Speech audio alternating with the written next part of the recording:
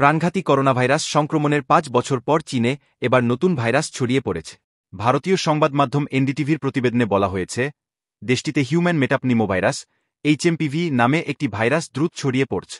চীনের স্থানীয় গণমাধ্যম ও সামাজিক যোগাযোগ মাধ্যমগুলোর বিভিন্ন পোস্টে বলা হচ্ছে, নতুন এই ভাইরাস দ্রুত ছড়িয়ে পড়ছে। এর ফলে হাসপাতাল এবং শ্মশানগুলোতে চাপ বাড়ছে বলেও দাবি করা হয়েছে।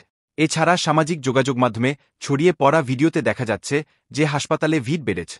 কিছু ব্যবহারকারী জানিয়েছেন, ইনফ্লুয়েঞ্জা, এইচএমপিভি, মাইকোপ্লাজমা নিউমোনিয়া এবং কোভিড-১৯ সহ একাধিক ভাইরাস চীনে ছড়িয়ে পড়ছে। এসব কারণে চীনে জরুরি অবস্থা জারি করা হয়েছে বলেও দাবি করা হচ্ছে। তবে এই বিষয়টি নিশ্চিত করা যায়নি বলে প্রতিবেদনে বলা হয়েছে। স্বাস্থ্য বিশেষজ্ঞরা জানান, এইচএমপিভি ভাইরাসের লক্ষণগুলো করোনার মতো হতে পারে। তারা এই পরিস্থিতি গভীরভাবে পর্যবেক্ষণ করছে।